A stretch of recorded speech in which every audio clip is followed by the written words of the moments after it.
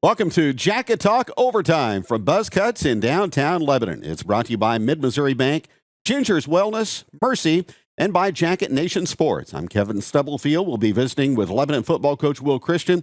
We'll talk about the matchup with Webb City on opening night and preview week number 2 as Lebanon goes to Joplin this Friday night. Coming up on Jacket Talk Overtime. My name is Jaysha Connor, owner and nurse practitioner here at Ginger Wellness. I believe that sometimes healthcare does too much, and I believe that's where wellness centers can really bridge that gap and really give people some confidence in natural ways, healthier ways, to really improve quality of life and to get healthy. We want to feel better and live better lives. It's not about quantity, it's a lot about quality of your life. Ginger Wellness is where I went to get my quality of life back. How much has your bank paid you? We've paid our Kasasa account holders more than $7 million since 2017. Open an account in minutes to get in on the earnings today.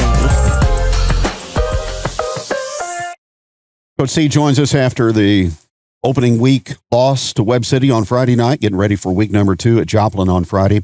Going back to Webb City 35-13 on a stormy Friday night. I talked to you on the postgame show about kind of getting prepared during a weather delay. You and the coaching staff are old hats at that. How did the players respond to that this past Friday? Yeah, I thought they responded well. And I certainly don't feel like that it had any direct impact in the game. In fact, I would predict that it would be harder to be the visiting team in that scenario than it would be the home team, just from the standpoint of, kind of being in your normal environment and being able to kind of relax in a good large space. So I thought that part was solid. We were able to do a little bit more with our mental preparation from the standpoint of meetings, and certainly. When you wait that long, those first game butterflies seem to get larger and larger and larger. But we were pumped to get the game in. I think it would have been an even greater distraction for both teams to have to play that thing on Saturday. So we were glad to get it done and hoping no more rain delays or lightning delays or whatever this year, so that we can start a timely game. After you rewound the video from start to finish, what are some of the things that stood out? Of course, the 5 turnovers, that was paramount in the outcome. Yeah, I think that goes without saying. Certainly, anytime you're -5, there isn't one team on our schedule you can beat and be -5, period. Especially one as quality and good as Webb City is. So, there's so many factors within that we've got to improve. From the standpoint of obviously not only taking care of the football, executing within special teams, but also getting takeaways. I mean, we didn't get any takeaways as well, which is another important part of it, which certainly can change that differential. So it's a lot of things. It certainly isn't one. There were a lot of good things too. Folks that are simply focused on the outcome and the scoreboard. See 35-13, and that's not attractive. But those that did study it at all or watch the game film, can see that there was a lot of good things in the ball game too. A lot of things to build on, a lot of things to be encouraged about, and we had a lot of good performances in there as well. Certainly, there's some performances that we've got to get better at, but. Week 1 setting, that's normal, something we've talked about quite a bit since this whole conference change, took place, which I don't know if the listeners are tired of hearing about it. I'm tired of talking about it, frankly. But one thing that's certainly drastically different is that, we arguably probably have played this way in other opening games or even week 2 games. However, things were not exposed as they were Friday night. And oftentimes, if things aren't exposed and you win a ball game, sometimes it masks the reality. And certainly in this setting, it's not masked in any way, shape, or form. We're going to have to get these things addressed with a sense of urgency in order to improve and get back on the the side of the ledger that we want to be on. And I think our kids and coaching staff have wrapped their hands around that well this week. Early in the football game, minus the turnovers, I thought especially offensively that you're really able to move the football. I thought the offensive line was coming off the ball well and creating some good space to run the ball through. Yeah, 100%. We moved the football all night. I mean, you look statistically, almost 300 yards rushing. Certainly we've got some work to do in the passing game, and that's going to come. But without question, we were efficient. We had several first downs. Definitely giving ourselves an opportunity. And I thought defensively we played well too, Kevin. I mean, we forced, stops. It wasn't as if it was a sieve. Certainly the 35 points are not a reflection of our defense in any way, shape, or form. In fact, I thought we played well enough defensively with maybe the exception of the 2 gigantic pass plays, those 2 plus 25 pass plays that obviously resulted in points. Other than that, I thought we did well. I thought we defended the run well. We ran out of gas late, which, is something that, programmatic we've got to, deal with, and that is getting larger numbers and more depth. We've talked about that in great detail. That's something that has not been exposed in years past, but certainly Friday night, I think, was maybe the first real evidence in the regular season anyway of what having 148 players versus 85 potentially looks like, having 26 seniors versus 14, potentially looks like. And so we definitely are going to have to climb, that as a program in order to get ourselves in a spot where we have greater depth. And that's way up on the list right now of growth things that we've got to get done within Lebanon football. Cameron Rose, he was your leading tackler on Friday night, new to the defense, talented young player. Give us an assessment of his performance. Yeah, he's a great tackler. He's very physical. We thought he played very well in the summertime as well at our team camp. Played well last year, and he's a junior. And so I thought definitely he graded out well, really gets to the football and finishes, which is critical. And certainly a guy that, we're going to have to play well, especially, I don't think that it takes a lot to notice that we're undersized in a few locations. That's certainly not by design. And so because of that, we're going to have to get a lot of hats at the point of attack, which I thought we did pretty well. And certainly Cameron was one of those. And when he got there, he executed and finished the tackling. Jackson Lucas, the Webb City quarterback, just an outstanding player, you can tell. Great athlete. He's one that can run their system, but if something breaks down, he can freelance and make plays, and we saw him do that on Friday night. Yeah, especially in the 2-minute, we didn't seal up the edge very good, and he definitely made some things happen. I thought for the most part, Kevin, not only statistically but on film, I thought we contained and dealt with the quarterback portion of the option game decently. I thought we dealt with really all elements of it. Obviously, if you think about this, if you take away the 2 shot plays and 5 turnovers, we played pretty darn good defense. I think that, with all factors being said, we did pretty well. But definitely he's a good athlete, and their play action game is deadly. Both of the deep passes, 1-to-1, 1-to-6, were off their play action where, you can't bracket them in that scenario, meaning basically double team. Because if you do, then you're eliminating a player from the box and you're going to bleed to death versus that run attack against that offensive line and those backs and the quarterback, as you already mentioned. So they did a really good job of. He made some great throws and he did a super job. Because he came in, Kevin, as ideally was going to be their backup. Now I think that they would have started him potentially at receiver, a slot receiver, because that's where he played quite a bit last year when Johnson was their starting quarterback. So that's probably where he would have been in the mix. But he did a nice job for sure.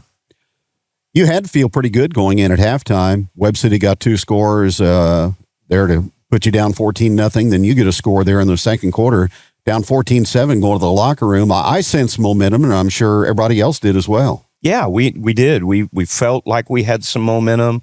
We felt like that we squandered opportunities in the first half, which we did, and certainly the deep play on the first possession was a bit of a dagger. But I am really proud of our kids. Not only did I feel like they played with a lot of heart, but I thought they played with a lot of fight, and they didn't give up. Hence we moved the football, on our last possession, and we battled tough. So. But definitely, that was a scenario where when they went up 21-7, where our back is up against the wall, but we had opportunities. I mean, we drove the football, and and we couldn't get things done. Beckett York, your sophomore quarterback, he makes his debut Friday night under the bright lights. How did you assess how he did? Yeah, I thought Beckett did phenomenal. Talk about a tall order. So you learn that you're the starting quarterback basically on Saturday, right? And he had gotten some reps, but primarily with the 2s, a little bit with the 1s, and mixing in with Nick Allen. And so, it's never enough for a backup, especially, in a high school setting where guys are not all on one side of the football. And so, I thought with all those factors, he showed a lot of charisma. He showed a lot of guts, a lot of moxie, and did a nice job for us. And he's a kid that Kevin is going to improve drastically as the year goes on. Going to get more comfortable. Going to be in a spot where he's going to have the experience to execute. And so. We're very confident and working very, very hard also with all the backups. We obviously got to have more than one quarterback. And so we're working hard on getting, kids at every spot, which we always do. But I don't think you're ever ready for next, right? I mean, especially at that position. It's one of those things that can be a difficult break. I mean, you look at it at any level.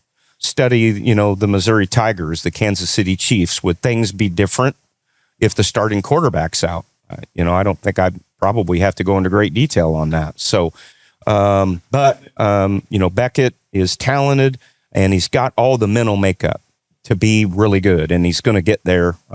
Physically, he's a puppy. That's just the way it is. The reality is that teams all throughout this league don't want to play a lot of sophomores because physically they're growing. They're just maturing. I mean, that's just the way it is. But there are certain scenarios where that's what has to happen, and Beckett is going to do a fantastic job for us.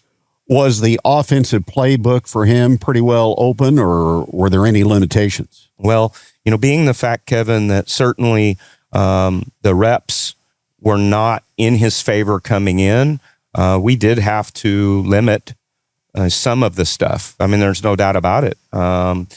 Basically what happens, Kevin, with a number 2 quarterback, a number 3 quarterback, is we get them the base reps. So the base part of the system. So the fluff is often with our starting quarterback, the gimmicks, some of the nuances. I mean, we just simply don't have time to split the reps right in half with quarterbacks. And really, even in let's use an NFL setting where those guys only practice one side of the football, it's no different. The backup quarterback does not get even close to the number of reps the starting quarterback gets. So it's just the nature of it. So for the most part, you get your quarterback able to run the base system and then expand, obviously, from there. Did the Webb City defense make any adjustments from the first half to the second half and how they performed and how they lined up and how they executed? No, Webb City is probably as fundamental and sound as a defense you're going to find. Maybe the best defense that we will face. No disrespect to anyone else. Very good. I think they started 11 seniors on defense. So good on the back half, physical. linebackers with size that ran to the football, and they do what they do, and they don't have to gimmick you. You know what I mean? I mean, there are some defenses that will come in and we will see something that is in the realm of just straight gimmick. It isn't even what they do. And that isn't what Webb City is. And incidentally, I mean, obviously, kind of the same with us, but they defend that stuff. They're a split back veer option team, so they defend that stuff, and so they're going to be comfortable knowing what to do, and they're not going to have to get into a gimmick. So we didn't really see much different. You know, frankly, second half, the bottom line was that, you know, the big strike hurt us mentally a little bit, and then obviously we also ran out of gas. You know, when you got basically 21 starters versus, you know, basically 16, 17, that played a role, and we're going to get better there. Depth is something that we've got our foot all the way down on the gas pedal right now to try to get established, and then of course get in better shape as every game goes on. Well, obviously the fuel level for Jack's Glendenning never gets toward E at all, either offensively or defensively. Played a lot of snaps on Friday night, over 30 carries, 190 yards rushing, couple of touchdowns. So he did what you expected him to do.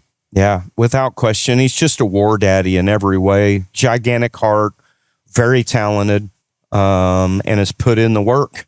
You know, I mean, he's 190 pounds of just steel, and then he plays with great heart. And so not surprised in any way, shape, or form by any of that. And that's one of those things that, you know, we're going to expect every game out. I mean, you know, I would like from my chair for him to have a little bit less of a role somewhere, you know, but right now it is what it is. Right. And so, you know, we're going to keep traveling the road, and I can promise you, he don't want to leave the field. The head coach would like to get him some breaks once in a while somewhere, but you know, he's just a war daddy, and he's going to do everything he can to help us be successful and win. After Friday night, after Monday night, what's the player assessment been like with you and the coaching staff to try to really self-examine the roles and kind of go forward from there? Yeah, we talked about this before, that we are always evaluating. So, you know, we study the film of the road Monday night team. We watch the Monday night home game. Obviously, we grade every play from that varsity game, and we're constantly looking at ways that we can get better. And guys on the field, we talk. I want to make this clear again when I say this, that we don't put no value in our players other than their stock. They're important people to us. But inside the lines, player stock does go up and down, and we do take note of that. And sometimes some guys are what we term gamers, and some are not. So meaning some of them practice really good, and some of them, when the lights turn on, don't perform quite the same. So we have to evaluate that as well. And then we just got to keep hammering away. Some of it, you know, we need to say, hey, we need to try something else. But then sometimes we just got to get this kid coached up. We got to get him going. Might be great effort, and it just might be limited execution. Or it could be conditioning. And so we just got to keep coaching them up and get there. I thought that both the Monday night teams played very tough. We lost both those games. The freshmen battled. That ball game was back and forth. We had a lead in the fourth, and they battled really tough. And our JV tuck it on the chin a little bit, but they're against the 8-ball. Their roster changes constantly. Their quarterback position changed. We've got a young man that's playing quarterback for the first time in his life right now. And so, you know, we're kind of in the process right now with the Monday night JV crew of trying to get them all in the right places. And I'm really proud of them, though. There's a lot of great players in there. There's players that helped us in special teams. There's players that have bright futures, and they'll get better. And we'll gain some continuity when some guys play some of those positions a little bit longer. Anything stick out to you in the kicking game on Friday night with Webb City? We're not consistent, which is probably normal, Kevin. We just with all elements, we've got to gain consistency with more reps. We're evaluating personnel in the kicking game too. Some of those guys, it's just the same as the O&D side. We lights turned on and it was a little different, and so we've got to assess that. We try really hard to give upperclassmen that aren't playing the first nod, especially on special teams. So some of them are trying to prove themselves in that realm, and then obviously if things don't work out, that we start going to younger players, and so we're evaluating all that. And special teams is always the scariest part because there is no live audition of it. We don't get to do it at team camp. We don't get to do it in the jamboree. So it's literally what we do at practice, and we can't do anything hardly live there either. And so Friday nights are really the first audition of that. And so we're developing those. And frankly, in this day and age in 2024, it's tackling too. I never feel like our tackling is where it needs to be. And I think every coach would say that. And so every Friday night, I think we'll take a step closer in the tackling realm. Mentally, did the football team bounce back and get ready for week number 2 in pretty good shape? Yes. I mean, I think, we're dealing with some mental stuff, primarily being, kind of spoiled a little bit, if I can use that term. I mean, we've been 44-6 in the regular season in the last 6 years. That's 1.5 losses a season in the regular season. And I don't know the last time that we lost our opening game. It's been a minute. I'm sure we have, but it's been a minute. I believe 2009. So, and I remember that one. Yes. That was not a fun night, by the way. And so, our kids certainly, and I'm sure our fan base and our parents and everyone else are, it's innate to want to hit the panic button, but obviously that's not the right thing to do. And this is a good thing because I've said this before. We've played like this before, and it hasn't been exposed. But the reality is that if we really as a program, if we really want to climb the mountain, these are the kind of things that we need to grow. We've got to get better in every way, playing, coaching, everything. And these are the scenarios that help you get there. You win a ball game, let's say 50-12, and really honestly play the exact same way. Nobody believes that you actually need to get better. We can say it as coaches. It isn't believed. And so right now there's a little bit of a sense of urgency, and that's a great thing, really, honestly. And so I anticipate we'll grow, but we will have to be mentally tough. And, we're in a culture right now where, with social media in particular, where things can be cutthroat and people can just absolutely be ultra negative. Just look at all of our buddies, the Cardinal fans, right? I mean, from the first week, it's been fire Mo and Ollie. And Ollie, and the whole thing's a disaster, and so on and so forth. So, and that's another spoiled fan base. Now, obviously, they're kind of in a situation that's maybe, different than us right now after one game in our season. But I think you understand the point that I'm getting at, that from my chair, I'm not in the panic button at all. I feel like that this is a good thing, and we didn't play good, and we don't deserve to win. And that's on me as the head coach. And so we've got to do a better job in every area, and we're going to work hard and get there. From a physical aspect, how did you come out of the Webb City game injury-wise? Yeah, I mean, decent. I mean, that was a hard physical game against two teams that wanted to win the line of scrimmage. So we're healing. But that's one of the things that, our weekend is really absorbed all around is getting healthy, and healing up. And I think that, we'll have everybody available Friday night. This is a daunting thing, and so our in-season weightlifting is very important.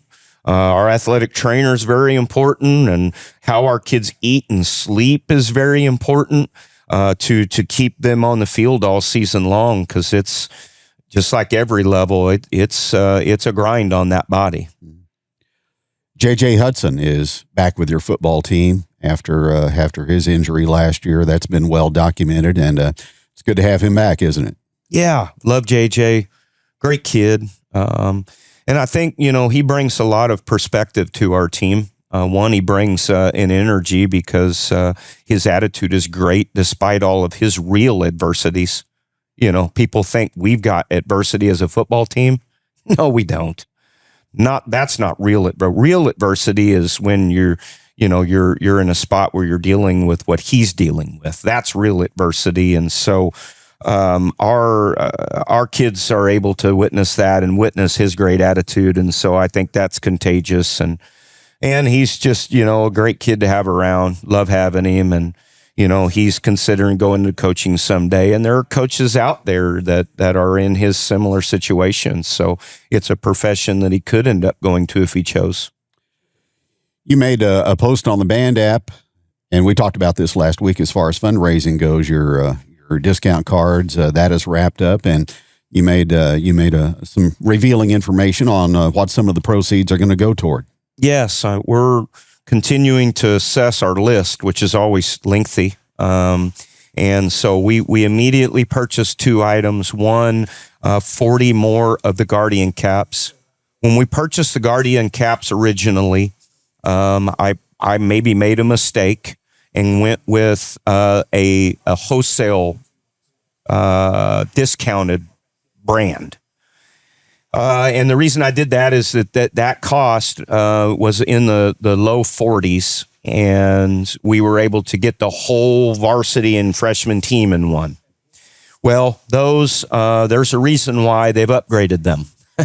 The little straps on them have snaps, and those snaps don't do very well. And so now we're in the midst of getting the ones that are being sold currently, which have a Velcro to them, and they hold up much better. And so we ordered 25 of them with the donation platform summer fundraiser we do. And then we ordered 40 of them. They're $64 a pop. And so we're going to have to continue to use fundraising dollars to get that thing done. And I want them in our junior high, but we're looking at about $6,000 to do that. And so it's going to take a little bit of time to get that done. And then we ordered 2 of the larger industrial fans. As folks might know, our blockhouse is not air conditioned, and especially the freshman dressing room, it is an absolute hot box. Now the weather right now is gorgeous and wonderful, but when it gets hot, it's hot in there. And so those kids they'll have probably Hawaiian shirts on and maybe tiki glasses with little umbrellas coming out when they witness that fan in there. It'll be incredible. Back to the Guardian caps, you hear some talk now about those becoming standard equipment in the NFL and in college football. I can see down the line where you see those being worn by everybody on game day or game night. Yeah, it could. What's weird about that, I'm glad you bring that up. Obviously, everyone knows the NFL's approved it. I'm going to be real curious in the Chiefs game Thursday, how many of the Ravens and Chiefs actually have them on. But one of the things that's unique is that the state of Missouri has an advisory committee for basically almost everything, seemingly. And there's an advisory committee for the sports medicine realm. And the Sports Medicine Advisory Committee stays firm on the platform that there is not scientific proven data that shows that we should be wearing them. So they're against it right now in the state of Missouri at the high school level, and it's all medical data. I mean, the medical folks are not like the dumb football coach here, myself. They are going to always side on data, fact. And so it'll be real interesting to see if that changes.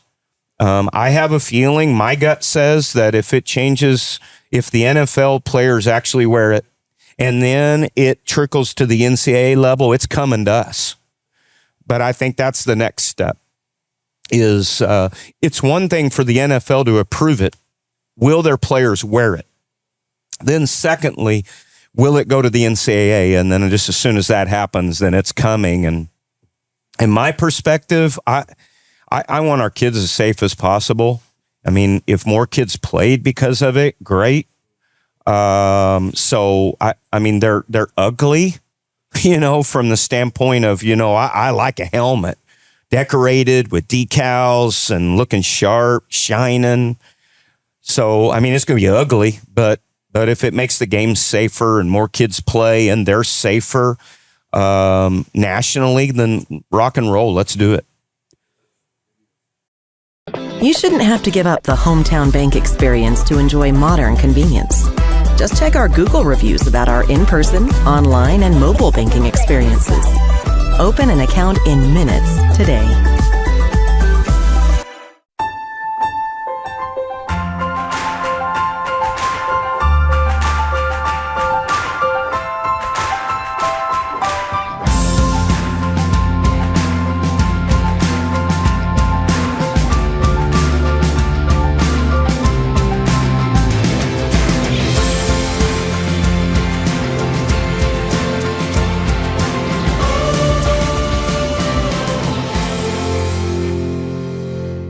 Week number 2, Friday night, on the road down I-44 to Joplin to face the Eagles at Jung Stadium. Been a few years since we've been there. We've had some good times and some not so good times at that venue. But what we do know is Joplin is 1-0, and they put a 2 kickapoo on Friday night. So this is a very good COC football team you're going to be running up against on Friday. Very good. Very well coached.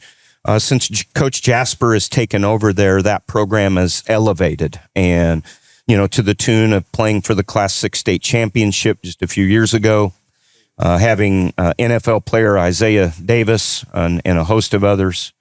And so very talented football team, highlighted by number 2 and number 20. I know you'll talk about those guys in your broadcast and different stuff that you do. They're very big up front, which is traditional for them. They always have great size up front. And so they're a good football team, no doubt about it, and a team that's going to be well prepared in every facet and is going to come out and play us very tough. Now, for us, I feel very good about our football team. And I will say this, too, no disrespect to Joplin in any way, but Webb City's darn good, too, right? So it's not as if we played a week 1 opponent that's, substantially under what we're getting ready to face. We played, I guess, at least equal, and I'm predicting one's better than the other, but certainly very close. And so, we feel well prepared is what I'm trying to say. I think our week 1 opponent will prepare us for everybody that we're going to play. Schematically, what are we looking at as far as a game preparation for their defense and offense? Well, first of all, offensively, we're going to do what we do. We got to do what we do better in every way. From the standpoint of our play action game, the protection within it, our quick game, to the standpoint of our run game, and obviously, the option components. We've got to do a better job of getting to the pitch. And we've got to do a better job of being more consistent within our blocking assignments in every spot. We showed signs of being very good, but then we also were inconsistent at times, which is normal early in the year. So we've got to gain more consistency, and then of course, what's always a factor is that we can't become undisciplined. We've got to remain disciplined, which I thought we did a good job. I thought we won that category Friday. I thought we were more disciplined than our opponent Friday. And so we've got to continue that and improve that. We can't have a lot of dumb penalties that kill drives. That'll be vitally important. Very good. Coach, look forward to Friday. Thank you. Thank you, sir. That'll do it for Jacket Talk Overtime, brought to you by Mid-Missouri Bank, by Ginger's Wellness, by Mercy, and by Jacket Nation Sports. Thanks to Mel's for delivering lunch with pulled pork today here at Buzzcuts. We'll be back next week for another edition of Jacket Talk Overtime.